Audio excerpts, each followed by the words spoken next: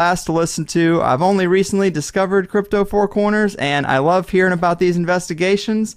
Can you tell us a little bit about how the group was formed and some of the early events or sightings that kind of brought you to make this quest more of a staple in your life? Well, as we said, I've been an outdoor and river guide for actually well over 25 years, probably longer now, because I'm getting older. I am, but it was a lot of things that were happening to us, and I say us because a lot of times I would have people out as a charge, or they're doing a river trip with you. You're spending vacation with people, and we're taking them hiking or on a river trip, something of that nature. An outdoor guide, I make sure they get in and get back safely. And a lot of times with the river trips, they would come away with some paddling skills. They'd never paddled a canoe before or a kayak. Mm-hmm.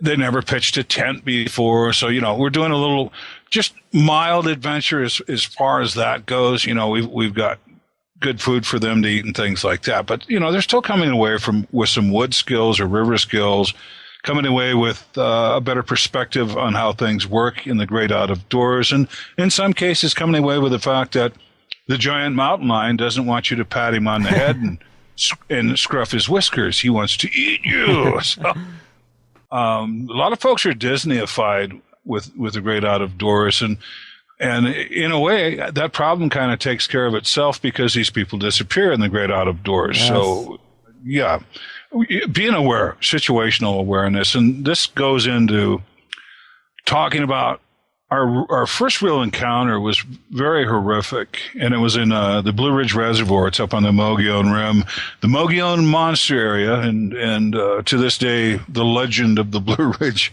Banshee, we kind of helped launch that. But, I would have camps in these back canyons, sometimes for weeks at a time. And there were strange things going on, strange noises at night, strange vocalizations. We'd hear the tree pops, rock clicking, all through that canyon system. It was almost a constant. And I just got used to it. It was like crickets, I couldn't explain it, so I just tuned it out. Out. But there was one night we got back there just after ice out. And we still had floating sheets of ice we had to avoid in my canoe. And it was a dry spring, and we saw a bear sign on every shore, every place we could even think to put a camp up. And we were leaving, and I remembered a 10 by 15 rock that was about 3 feet up out of the water, and it was flat, like a meatloaf. And I'm like, yeah, we can do that. And it's about 30 feet out from a cliff facing. I think we're just about bear proof. So we went back and we found that rock and bungee corded the tent down with rocks and bungee cords and duct tape. And we had enough room for a couple of chairs and my little grill, and pretty comfy. So after we got our house built, we went out and we ran into 2 other fishermen. And this is about 10 to 12 miles of water going through these back canyons, depending on the water level. And that's the only people we ran into, and they weren't going to be staying. And actually going or trolling around for some fish and some trout, we saw them packing up. And they were like, okay, we can raise hell now. We fished all day, sang silly songs, shouted at the top of our lungs, having a great time. And we got back to our rock in the water and fired up some steaks. Probably went to bed about 10:30. I mean, we had a pretty busy day, and I woke up a little after midnight. And I had beer cans on my chest, soda cans on my chest, Kleenex, shoes. And I look over at my buddy, and what the hell did you throw all this stuff on me for? He says, you were snoring, keep me awake, but that's not a problem now.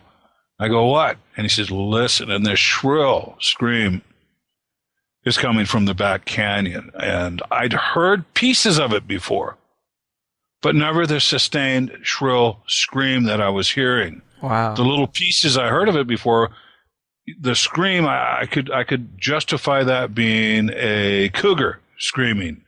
I could, half a dozen things, but this thing was prolonged, long screaming, and it was heading towards us. And you could hear branches snapping and breaking. And my buddy goes, it's a banshee. I was stationed in the Black Forest in Germany with the army. And I remember hearing the banshees, and they got 3-inch long nails, and they come through the treetops and they jump on you and rip you to shreds, and I'm listening.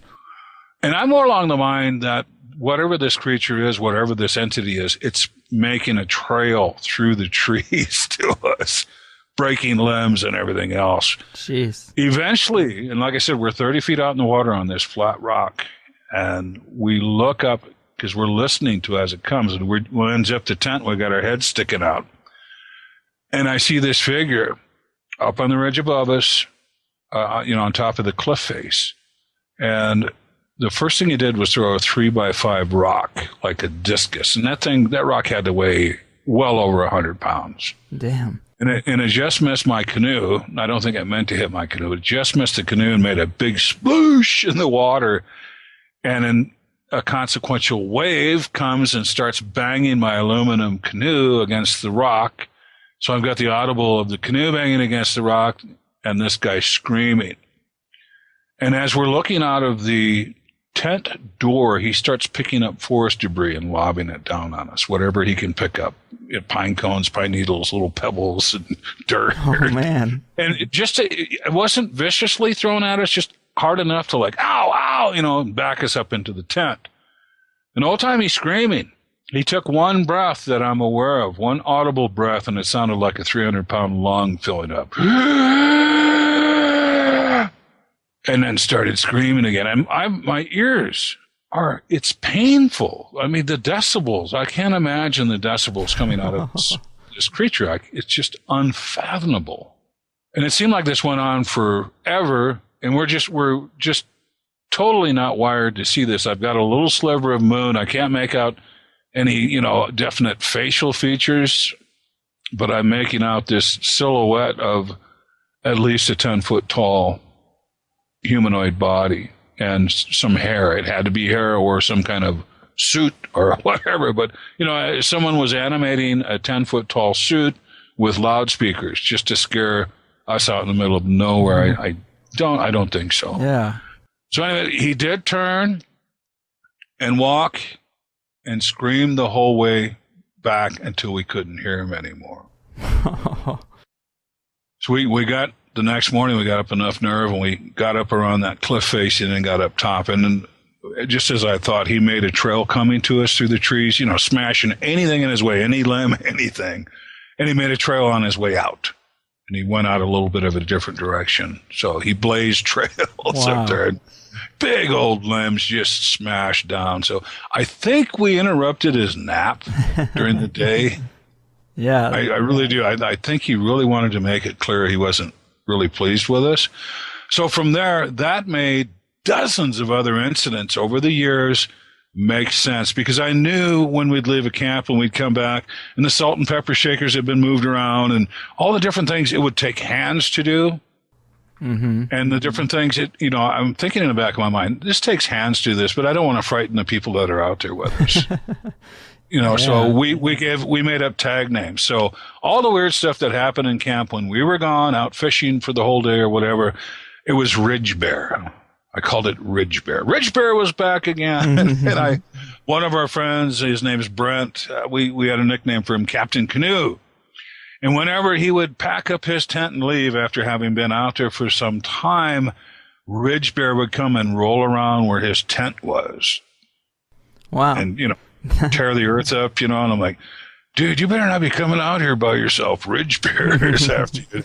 Something was really rolling around enjoying getting his scent on them. And all these things taken together now with this horrific thing that happened to us made things make sense. Now, I was in denial for a long time, and we had a paddle club called Northern Arizona Paddle Club and Outdoors, and a canoeing kayaking club going to remote lakes and rivers and so forth. And I wouldn't talk about it for the longest time. It was so unnerving. We're wired to look at bears in the zoo. We're wired to see monkeys and apes and things like that. But we're not wired to look at these things. Now, years later, I've seen well over a dozen of these hairy hominids. I could tell you, if you put them in a police lineup, I could tell you where I was, what I was doing, what they were doing. And that's pretty much where we're at with that. Wow, man, that is pretty wild. I can totally see how an experience like that would launch you down the path that you're on. And now running this Cryptid Four Corners group, tons of people are coming forward to you with their strange encounters of all kinds. And I think that's a big part of what prompted this show. It's another episode based on a listener request, and he wanted me to have you on to discuss the cryptids that nobody will talk about, and I'm down to do that. And if I had to guess what he meant by that, I'd assume he meant the skinwalkers, which I hear you talk about quite often, and it's a fascinating thread. Pretty strange, because they don't seem to fit into the typical cryptid categories, but let me pass the baton over to you, my man. Give us a little background. Tell us what these skinwalkers are. Well, here's the thing, too, and I talk with Linda Godfrey quite often. I love that dear lady, and she's wrote The Beast of Bray Road. And yeah, we've had her on before, too. She's great. She's got a bunch of wonderful books out there. But, her and I are both in the same idea-wise category that we do have a separate something that I would call dogmen or an upright walking canine for the most part. In my opinion, having interviewed and talked and eyewitness things, they are what they are all the time. They're not a shapeshifter. They're not a werewolf. They're not a skinwalker. So we do have, if we're going to get into a cryptid aspect, I do believe there's a cryptid aspect to the upright walking canine that isn't associated with a werewolf or a weird animal or a shapeshifter or skinwalker.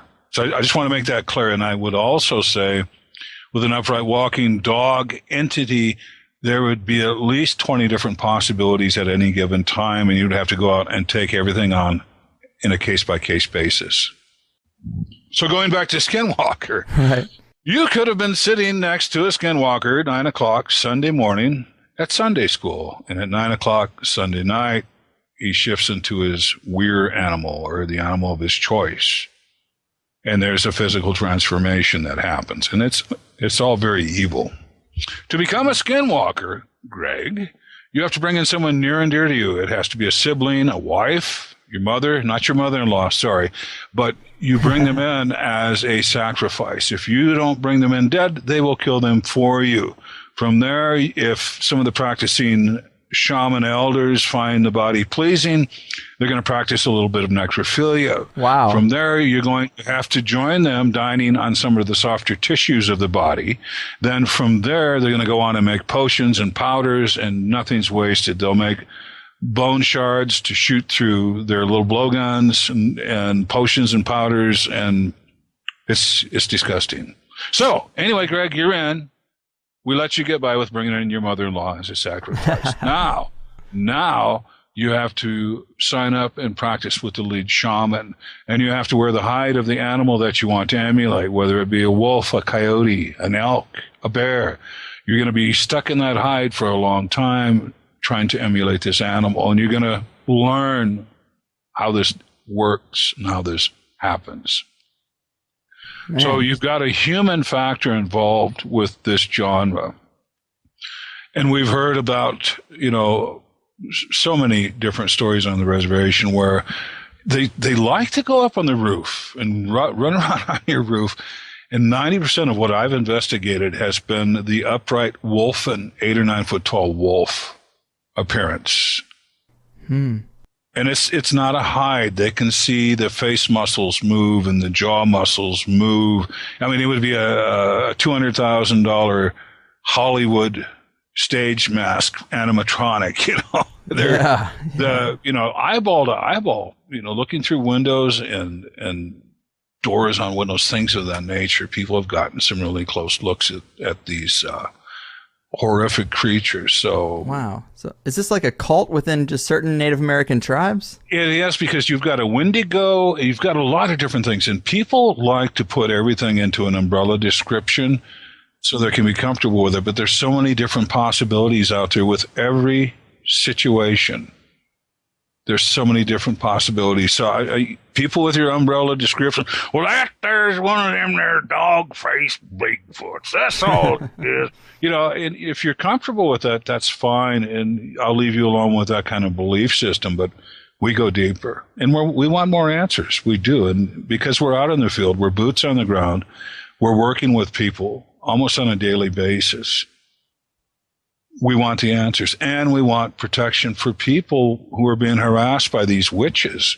And typically, and I'll give you a little history here, before Bosque Redondo, before Fort Sumner, the Navajos were rounded up and taken into incarceration for about 4 or 5 years. And eventually they were let come back to the homeland here, different parcels and so forth, kind of managed. And here's some sheep and a plow, knock yourself out. And they got some really bad habits from the white man when they were incarcerated. The blue velvet they wear as a traditional dress for men, and like a blue velvet shirt, and the women wear a blue velvet dress. They kind of picked that up from the cavalry uniforms. And, they always worked in silver, but they learned, jewelry's valuable. So right. They picked up some bad habits, and then they started eating the white man's flour. That was not a good thing. And probably the only thing that came out of incarceration that was good is they did get a fondness for coffee. Well, when they got back, the ones who still know how to do it, who still know how to shapeshift and become these animals, the ones who still practiced it, they started using it for evil, to go spy on the neighbors and go do this and go do that. And then eventually, the hired contract killers, if you will, of the deep demonic dark world. Well, once upon a time, before the incarceration, they would send Skinwalker out to spy on the conquistadors when the Spanish were out here and try to figure out what they were going to do, what their battle plan was, what their attack was. They used to send Skinwalkers out to spy on the cavalry. They might go out as a coyote or something that wouldn't be noticed, or maybe a deer in the distance or something. Mm-hmm. They used to work with the Dene, and now it's become just a great big crime syndicate as far as I'm concerned. Huh. Man, so it sounds so outside of the normal realm, but it's a fascinating thread. Let's go into a couple of the stories from the documentary, if you could. They're really interesting. I think a guy named Darren starts it off. He has a pretty interesting encounter. Yeah, he was in town, and he got a call from his wife at the time, and he was about 10 miles outside of town on all kinds of crazy dirt roads getting back to the reservation. And he got there, and just as he pulled up, he saw this creature. And I believe it was done on all fours when he first saw it. And he jumped out. In fact, he forgot to put the vehicle in park. And finally caught the vehicle, put it in park, got up closer to this creature, and it stood up. And it had like crazy horns rolling around on the side of its head, and like 9 feet tall. It sounds like sheep squatch, doesn't it? Right. Anyway, he nailed it 3 times. Bam, bam, bam, right around the heart area. And he saw the dust. Yeah, he saw the dust puffs come off. The creature was still able to leave the area. He even saw it bound over a 5-strand barbed wire fence, and they go up into the mesa. Didn't find any blood. Couldn't, discernible tracks. He really couldn't. What is this? Now he finds out 2 or 3 days later, one of the medicine men died of a heart attack. Coinky dink? I don't know. Or a potential cryptid there. Potential cryptid. I don't know. Right. I don't know. But, we cover the stories. We talk to the people, get their descriptions, and go from there. What else can you do? And there also seems to be an element of cosmic rules in play with some of these encounters, right? Well, just like the upright walking wolf, that thing's 8 or 9 feet tall. When the little girl's behind the door with the window, this thing could tear the door off. This thing could lift up the roof and grab the kids, And right. There is something stopping it from being able to just come into the home and do its dirty deeds. And Amelia, the girl I interviewed, her niece was getting hypnotized. Every time they would make eye contact, her niece was getting hypnotized, and she's like slapping her around. Wake up, snap out of it. You're being hypnotized. And this little girl, 9 years old, she did a great job, and she kept this thing at bay, and it screamed, and it banged on the doors, and scratched on the walls, went up on the roof, did this little tap dance thing, just a typical pattern behavior for this type of genre. But it had to be invited in. I think she came away with that too, as if the vampires invite me in. you have to. So good for them. And the cases where they do invite them in, we probably will never hear about that. Right. Yeah. Who knows what would happen? And here's another thing too, Greg. Now that you're a skinwalker, you're fully initiated, you're out doing the dirty deeds, Okay. you have to bring in the rest of your family Oh, man. to be a part of this. And if you don't, then they're going to become sacrifices. So it's your choice. Damn. Now, if I'm a skinwalker and I do this, how long does this process last? Is this like I'm a human by morning and then I'm an animal of my choice by night? I'd probably be a mountain lion or something like that. I am told when they send the skinwalker out, and we've talked to people who've seen the transformations, or at least partial transformations, without a ceremony, without anything going on. So obviously at some point you can will and emulate this, your totem or whatever animal. At some point in time you can will that, and you don't need a ceremony. I've been told all kinds of different things. They'll stand a feather up in a basket, and as long as the feather's standing up, everything's okay. If the feather falls over, something happened to one of your skinwalkers that you sent out, and you need to go find him. Because a lot of times they do get shot. You know, a lot of these people, thank God, they fight back. Right. They're not just cowering in the corner. I mean, you know, there needs to be some empowerment, and these people do fight back sometimes. But the unfortunate consequence, and we've heard about this too, and talked with situations where they shot the wolf, you know, several times, and then they heard somebody crying, and it turned back into a person. Wow. You know, and that's the risk you take. So, I mean, under the same circumstances that you would shoot a human being, I guess that's where you need to discern whether or not you're going to engage these scary animals. I mean, they look like animals, but they walk upright. Yeah, like another one that I thought was fascinating is this kid Clinton. I guess he was just playing video games. Then he looks out his window, and there's something standing there that looks like Anubis, like a man with a dog's head, a Doberman's face. Yeah, just knocking on the door, and he was just a little kid, so he got a chair, pushed it up to the door, stood up on the chair, and he's looking through the little glass window through the door at Anubis. You know, and he's like, I go, what did you think it was? He said, well, at first, you know, I'm just a little kid, I thought it was a kangaroo. You know, but later I'm thinking, you know, that was Anubis. And he could see an upright standing canine outside of his door, knocking on his door. God. Thank God he didn't open the door. Is there a weird pattern of these skinwalkers targeting kids? The thing being, with all the hocus pocus mumbo jumbo and the witchy poo stuff that is going on the reservation, it used to be you could get good medicine and good medicine men who used herbs and things from God's green earth to cure your cough, to help your bronchitis, to ease your arthritis. I mean, there was good medicine. I know, because I've used it. And more, it's getting away from good medicine and herbs, and everything's curses now. Oh, somebody put a curse on you. Pay me and I'll lift a curse. And you're paying some guy to lift a curse off you. He's probably the one that was paid to put it on you in the first place. So, I mean, it's getting really sad about there's just no good medicine out there. And they've been doing a purge of the good medicine men. And this has been going on for years. They've been doing a purge. If you don't join up with these guys, they'll get rid of you. Yeah. If you're out there just practicing good God's green earth, natural healing medicine, and you're not hooked up with the hocus pocus, they're going to come after you. Right. Yeah, I guess the only medicine left is this dark, occult, weird, shape-shifting stuff. But what I don't get about all the stories is it seems to be relatively young people who are encountering them. What do they want with kids? More sacrifice? Oh, they're paid to, who knows? I mean, number one, they've been paid to go out and do something heinous or harass somebody or assassinate somebody. And they've been paid to do it. Yeah. A Native American would just go to the elder in the tribe, the guy who... Not necessarily. You got to go find a witch. And these witches aren't real open about it, because there are those of the Diné Navajo who hunt down those who practice this. They've given up all their rights as a human being.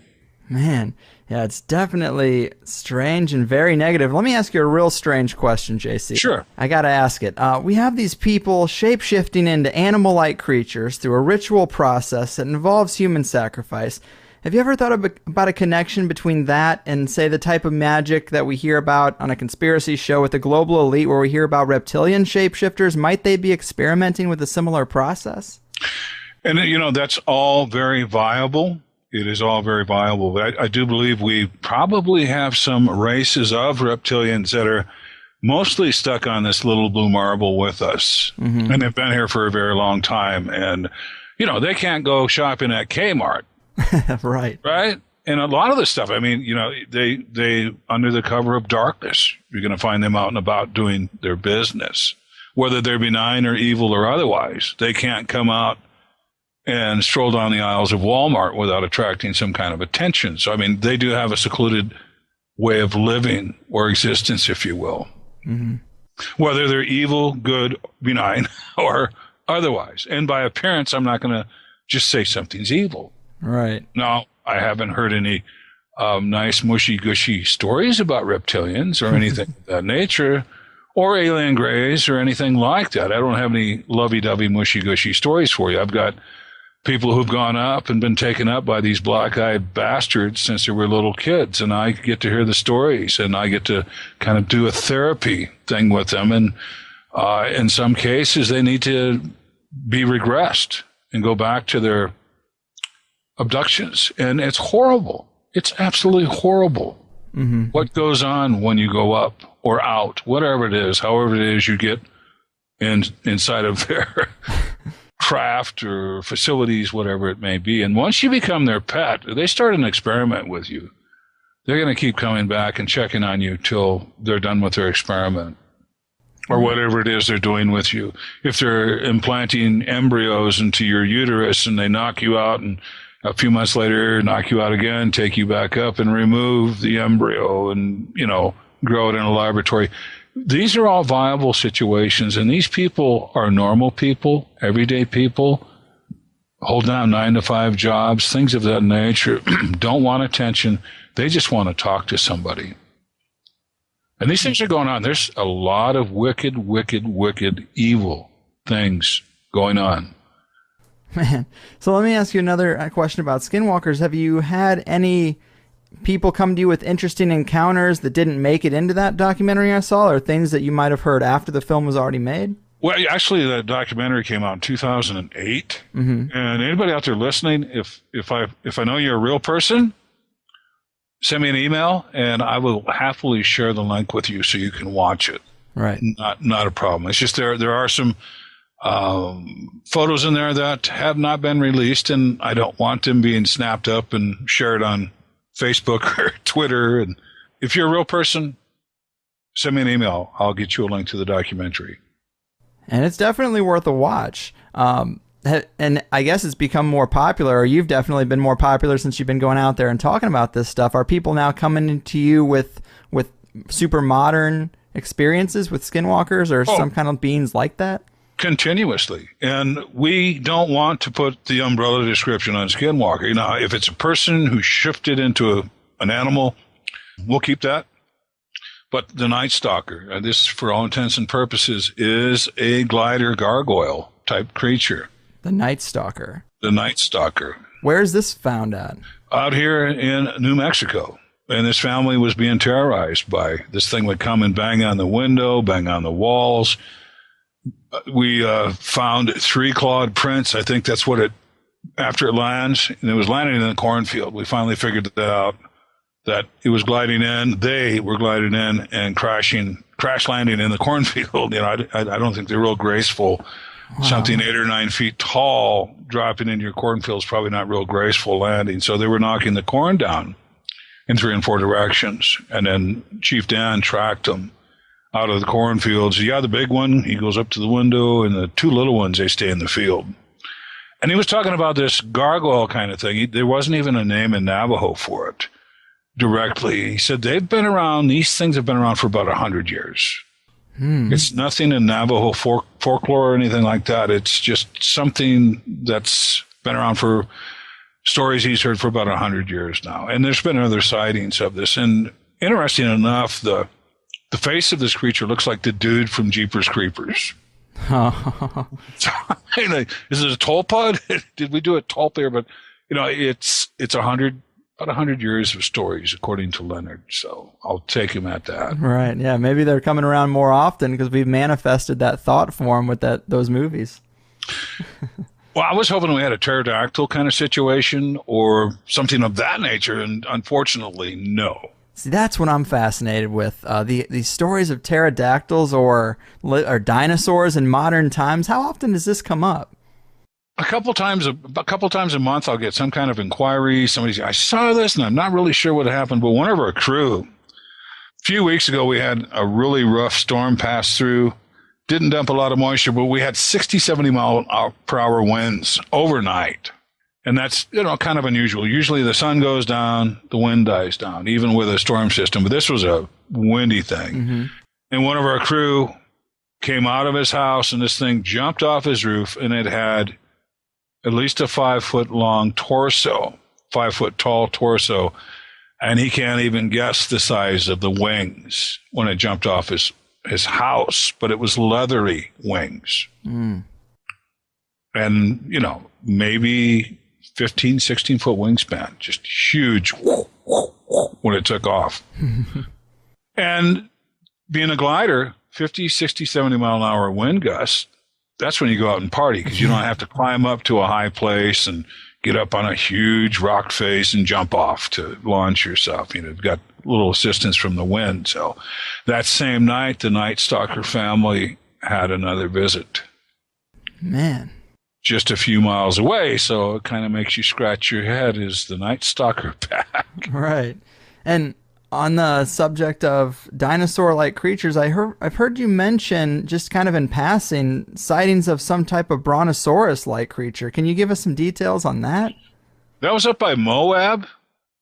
And like a mini brontosaurus. Wow. But that's pretty, about 8 feet long body-wise with the tail, and then the long neck, like a mini brontosaurus. Now, it might have been a baby. Right.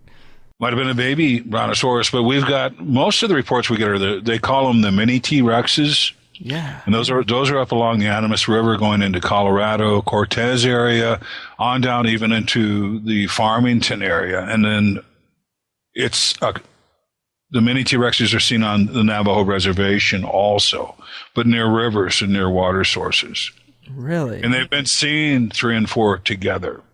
Man. And they're about 4 or 5 feet tall. I'm thinking more along the lines of a velociraptor, perhaps, but there's a long history of the mini T-Rex out here. You can Google it. Man, if we and, we've talked to people who've, seen them cross the road. It's usually road crossings.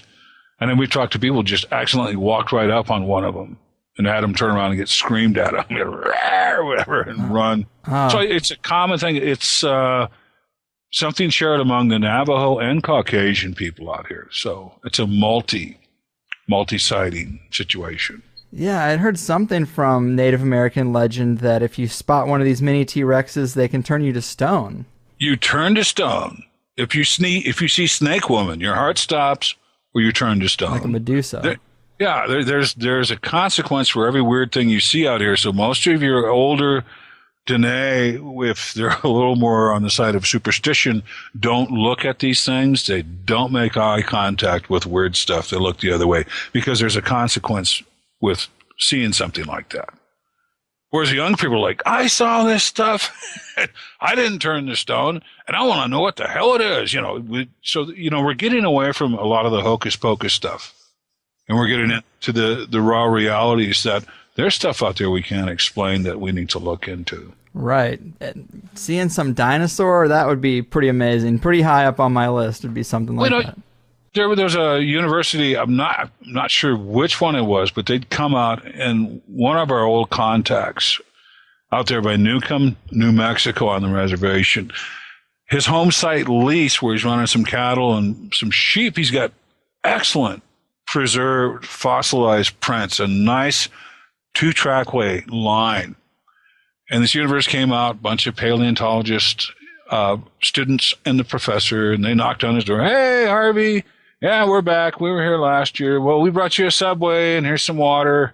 And you can come watch us again if you like. And thank you so much for having us back. And he goes, oh, those old rock prints, you want to see some fresh ones? And he took them down on the wash. And they had a recent rain.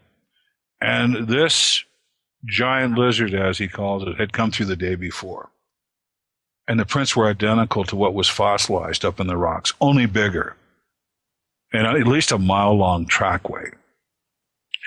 What did they end up casting? The fossilized prints. Oh, no. You've got philosophical paleontology, philosophical archaeology, philosophical humanology. I mean, they left the fresh ones alone. Yeah. I'm sure some of the kids got some cell phone pictures and got called liars when they came home. But, you know, when stuff gets out of the box and out of the book, people get really uncomfortable, especially in these science-minded things where they won't look outside of the box. Right. And that's why I work with unconventional archaeologists, unconventional anthropologists, professors. You know, that's the guys I work with. And the same thing with botanists and geologists, unconventional. That's who I work with. Mm-hmm. Right. The theological eggheads, you know, I think we last about a cup of coffee, and then I'm walking out the door. So I'll see you, buddy. Have a good time. And stay inside your book, please. Please. Don't look outside your book or your box. Right. Stay inside your box, too. There's so much out there, but nobody wants the ridicule of being the guy that found this or brings this up, the suppression of information. And we can thank Smithsonian for a lot of that, because they've been hiding giant skeletons in the basement or dumping them in the ocean since their inception. Right. We've been hearing so much more about the Smithsonian. Oh, yeah. That's the original CIA, and they went from hand to hand to hand, and eventually Smithsonian becomes a government institute. That's who's behind it. Mm-hmm. And anytime you read about a giant skeleton being found, Farmer McGregor found a 12-foot long skeleton while plowing his field, and blah, blah, blah. And then representatives from Smithsonian are on their way out to see him. And then you never hear about it again. Right.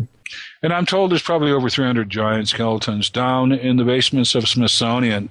And we've talked to people who've been allowed to go down there, but they're not allowed to take photos, but they can examine some of it.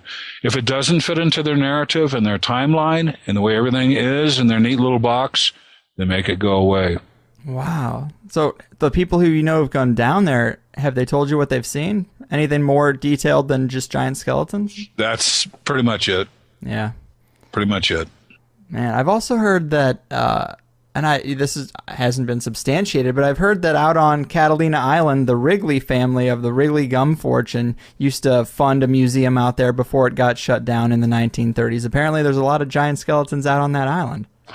We think so, but we're not sure, because there's a new show on, I believe it's on History, and these two brothers are looking for giants. And forgive me, I've only got to catch one episode, but they exposed this guy that went out there with a museum. He dug up everything, and he put all these bones on display and skulls, and they didn't like the way he handled these remains. And there was digs all over Catalina Island from before the turn of the century. So they didn't come up with anything solid there. So I don't know. I'm kind of divided on that. And this guy, ended up opening up a bone freak show on Catalina Island. And we don't see any real substantial large femurs or skulls or anything of that nature. So I couldn't tell you. And well, let me ask you these brothers are passionate about finding giants. They really are. Well, do you think networks like Discovery or History can be trusted, or would they be just a modern extension of like that Smithsonian type of pseudo organization that really just wants to hide things? Well, I get really disappointed when people get drawn into scripted crypto fiction with television. And there are some programs out there that are scripted crypto fiction. The mermaids. That was fake. Those are paid actors. There's not a doctor, scientist, or PhD among them. They were paid actors, mermaids. And then mermaids, the body found or whatever. Fake. Right. And then this guy that was supposed to be getting swallowed by a giant anaconda. So I guess the president of sci-fi has come out and said, no more BS. So we will see. Right. But scripted crypto fiction, even if they go into some of the genre a little bit, even have some real eyewitnesses tell their stories and so forth, some of these programs, I'm not picking on Finding Bigfoot because they don't find anything, but I'm picking on some other programs. that find something every program, get a game cam picture, footprints, everything scripted crypto fiction. So, I mean, read between the lines, boys and girls. There's very few programs out there that are following along with actual investigations. Right. Well, let's talk a little bit more about some of the things people are seeing. There's also, I guess, a lot of reports of little 2 to 3 foot tall people. Can you give us some description into some of those encounters? I've had more reports of them being 18 to 24 inches tall. Wow, that's even smaller.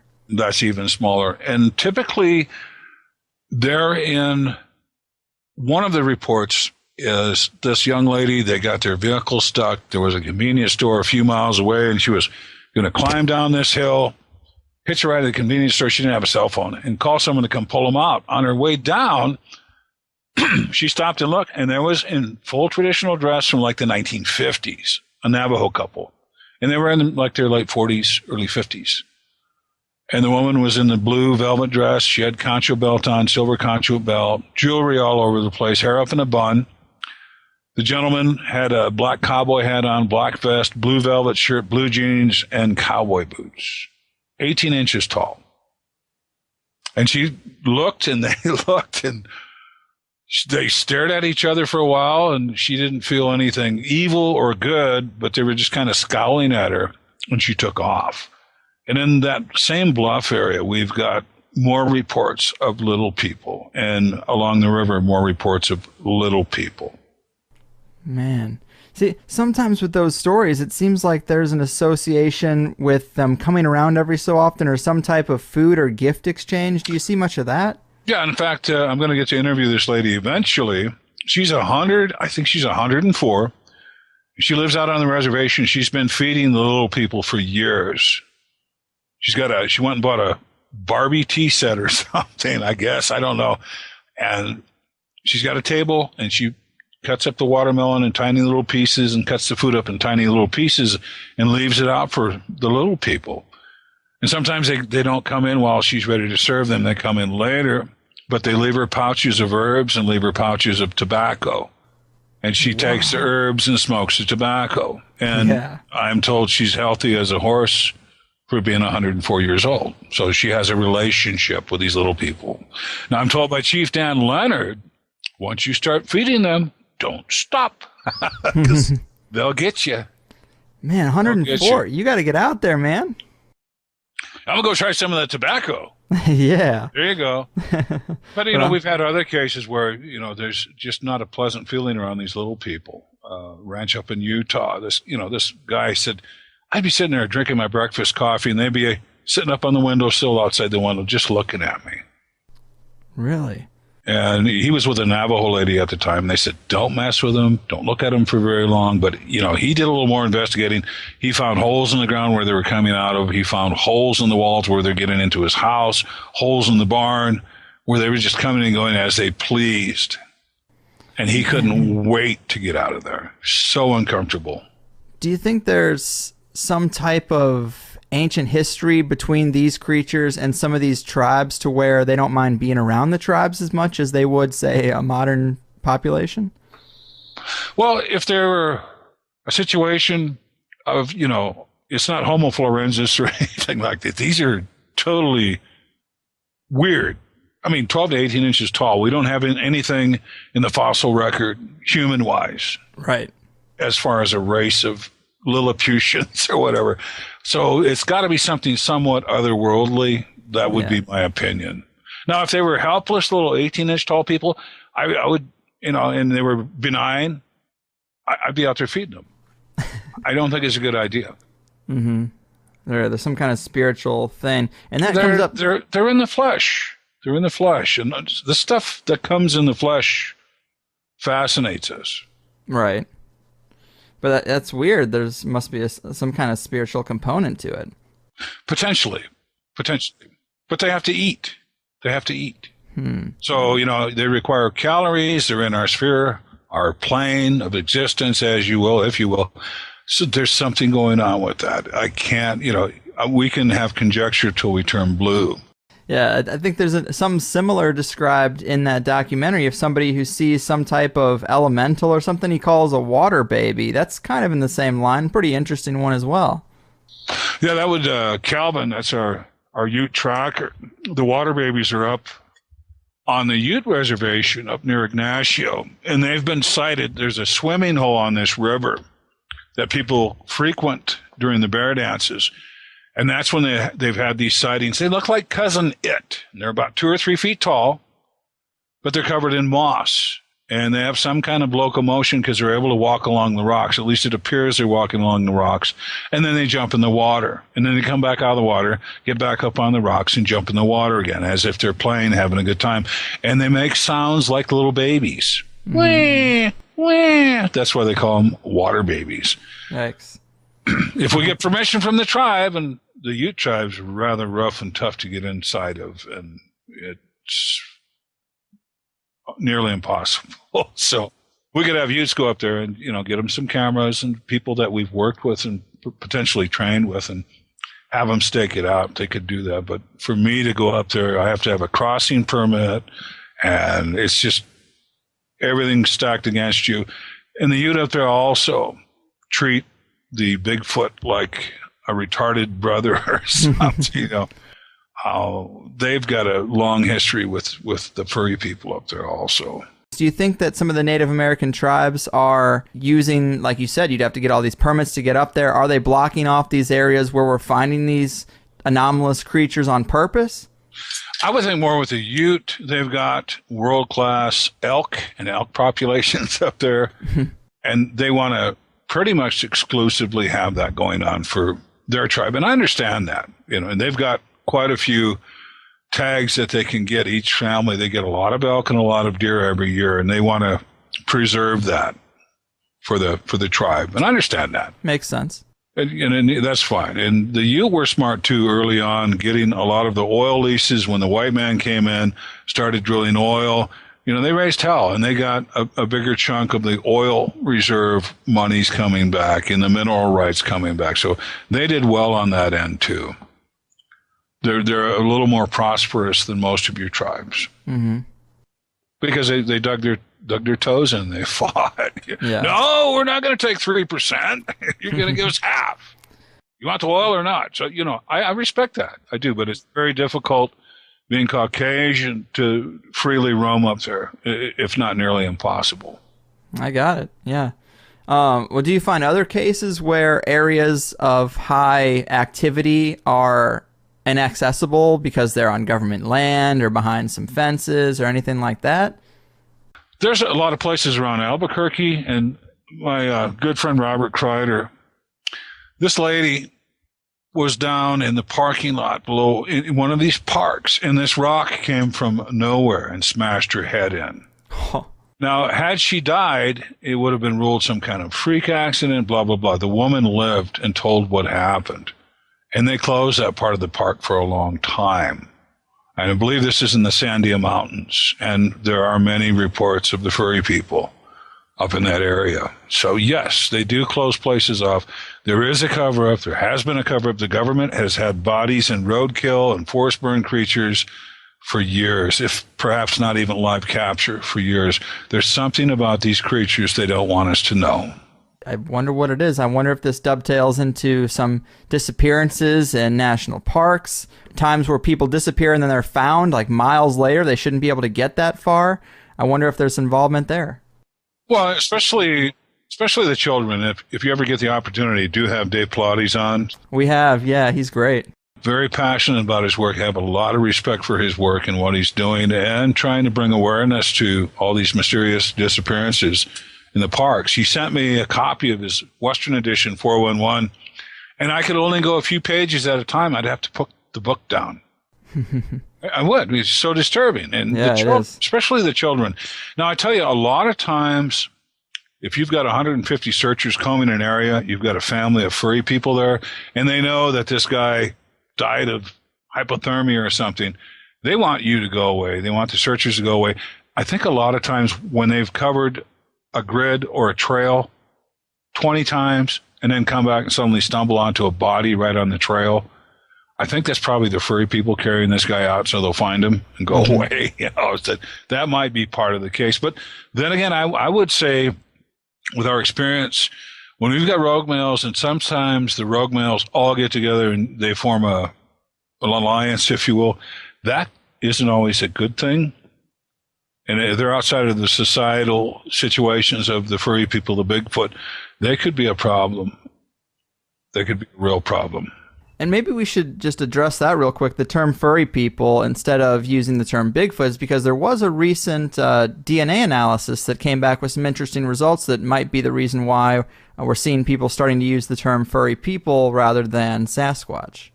Well, the First Nations people, they all have different names for these creatures, and they've had long relationships with them, whether they be good or bad, for many years. But I tend to use furry people, and I started using that. It was just learning more about them, learning that they actually do have a culture early on that, you know, they act more like, no, I wouldn't even say primitive people because they use what they have.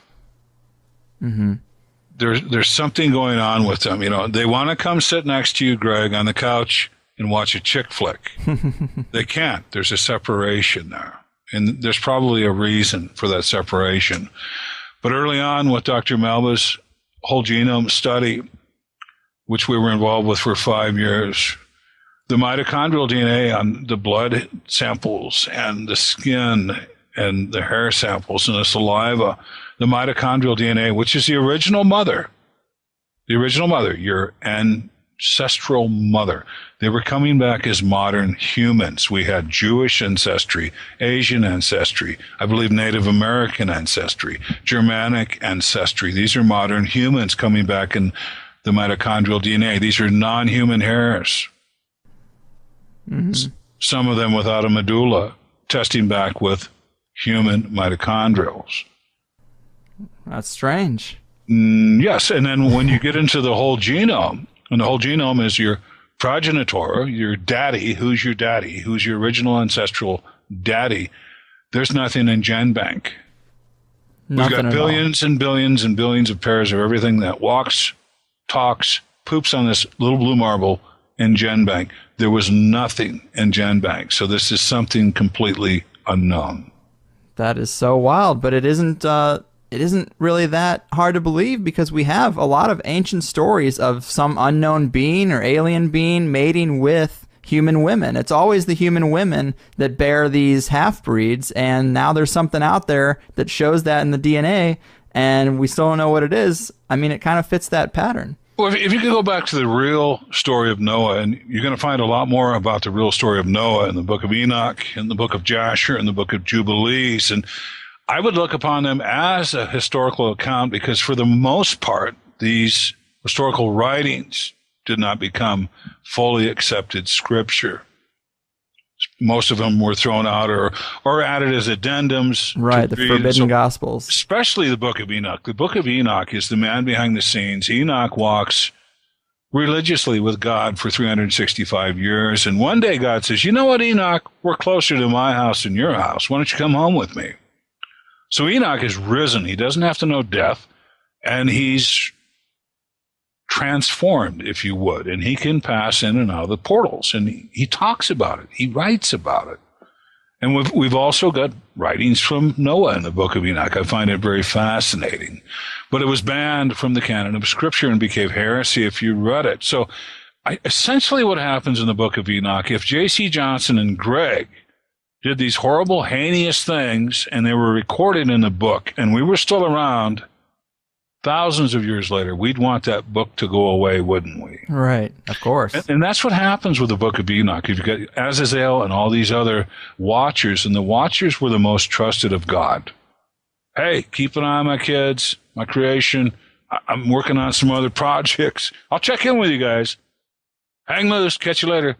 Well, you know, in God's absence, these guys, they made a plan, and they made a plot, and they decided to take these earth women, as many as they wanted, as wives. And they made a pact. And you combine angelic DNA with us, I think angelic DNA can probably combine with anything. Mm-hmm. And they had freaks and giants. It's talked about in Genesis 6. It's talked about a lot more in the book of Enoch. Right, the Nephilim. These giants, well, we got two separation stories, and I want to make this really clear. To say fallen angels, yes, the eventuality of this occupation, yes, they became fallen angels, but at the time, they were the most trusted of God. 250 of them.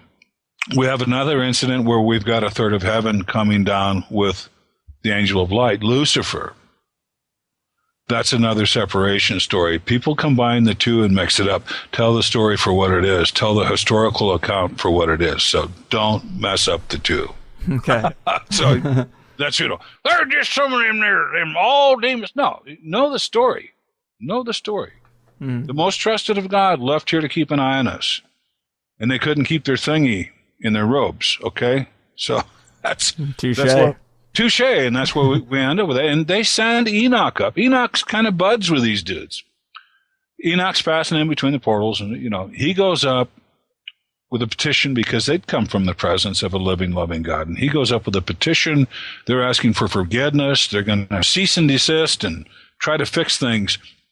Enoch comes back with some really bad news. And once they get this bad news, we read about in the book of Jasher and the book of Jubilees, they go on to further sin against creation and combine their DNA with fish and fowl and other things. They're going to screw up everything. They're going to screw up all of creation. So the real story of Noah is so fascinating because we've got, let's put Enoch in. Here's your first player.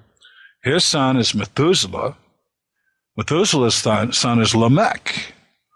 Lamech has this baby born, and when he opens his eyes, the room lights up, and he's got white hair. And this is during the time where we had all this angelic love, or whatever it is going on.